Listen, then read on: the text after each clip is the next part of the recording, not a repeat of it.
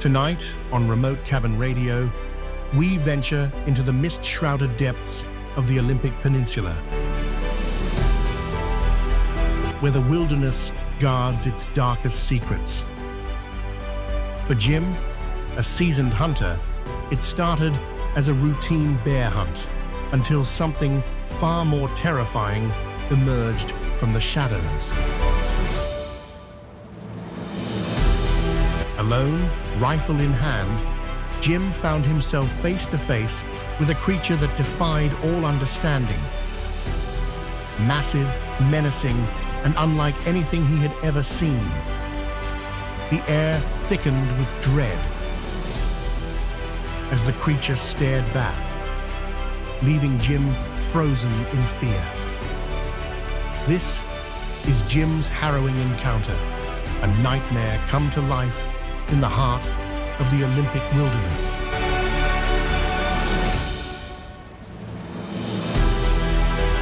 Tonight, we unravel what truly lurks in the forests of the Pacific Northwest.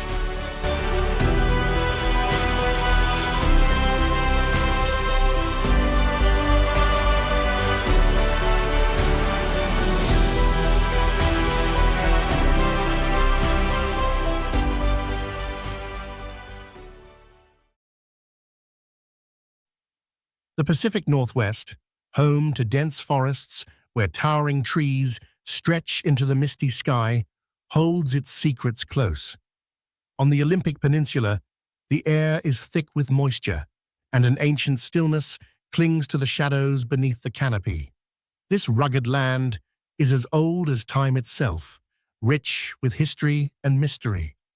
The heart of this wild expanse is the Olympic National Park, a sanctuary of ancient trees, deep valleys, and untamed rivers that cut through the landscape like veins through flesh. Jim's encounter took place within this untamed wilderness, a land that has seen little change since it was first set aside for protection.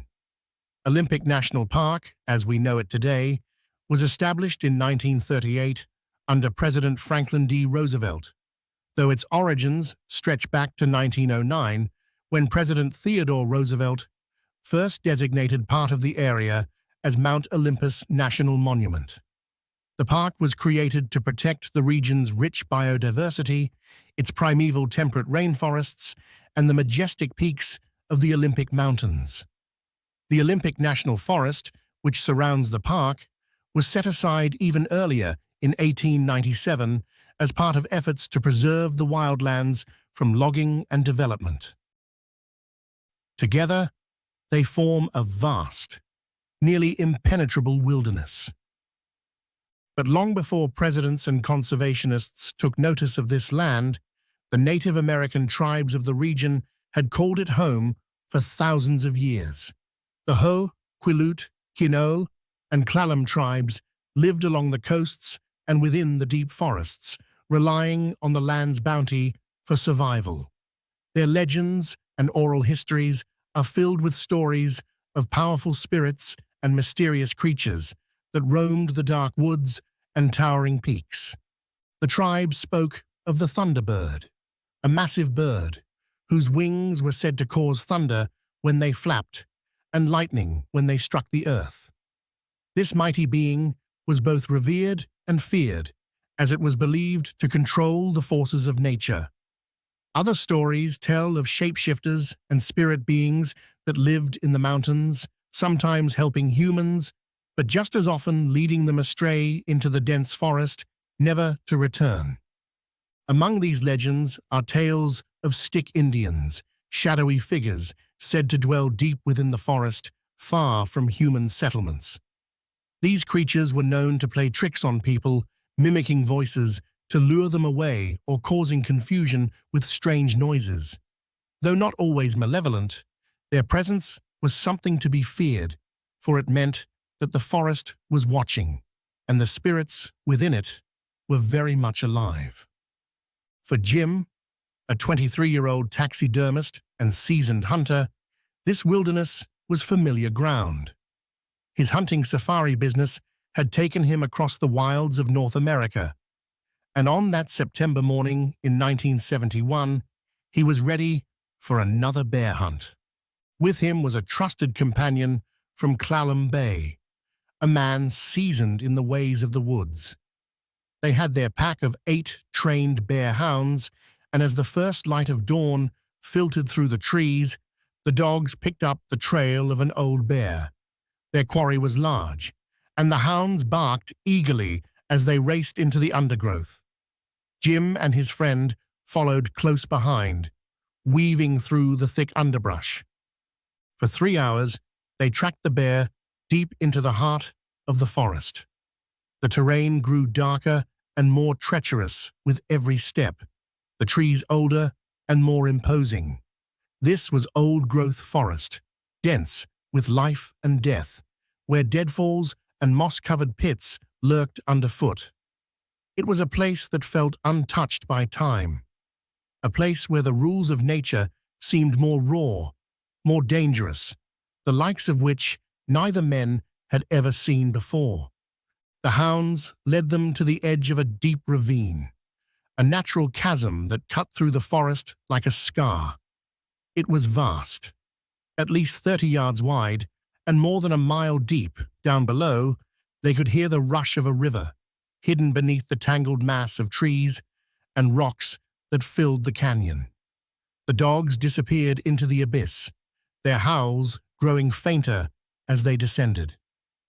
"We're going to lose them," Jim muttered, his eyes scanning the dark expanse. His friend agreed, and they made a plan.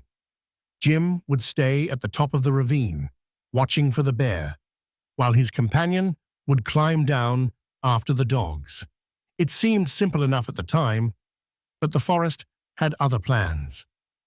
Minutes turned into a half-hour as Jim waited, alone now, at the edge of the wilderness.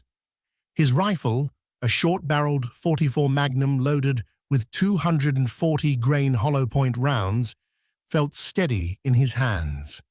The air was thick with the scent of damp earth, the mist swirling around him as his mind wandered.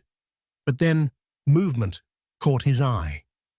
At first, he thought it was his friend, making his way back up the ravine. Then he considered that it could be the bear, but what emerged from the fog was neither.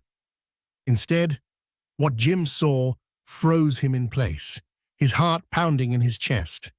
20 yards away, at the edge of the ravine, a massive figure loomed, shrouded in mist and shadow, with a head that was too small for his body. It stood at least 10 feet tall and 800 pounds. Its blackish-brown fur was soaked and matted. The creature was no bear. It was something else, something far more terrifying. It looked like a giant, ape-like hominid, muscles rippling under its fur, and its stench filling the air. Jim's breath caught in his throat. He had hunted bears, moose, and all manner of creatures, but this was different. This was a living nightmare. His instincts kicked in. He raised his rifle, aiming at the massive creature. Every fiber of his being screamed to fire, but fear rooted him to the spot. The creature hadn't noticed him yet. It climbed up from the ravine with ease, its enormous arms pulling its bulk over the edge before it sat down, staring back into the foggy abyss below. For what felt like an eternity, Jim watched, his mind racing. What was this thing? Was it dangerous? Was it watching his friend and the dogs down below? Then the creature turned. Slowly, its body shifted, and it looked directly at Jim. Their eyes locked, and time seemed to stop. The intelligence behind the creature's gaze was undeniable, its expression unreadable, but the sheer size and presence of it was enough to send chills down Jim's spine. He knew in that moment that if the creature charged, he would only have one shot.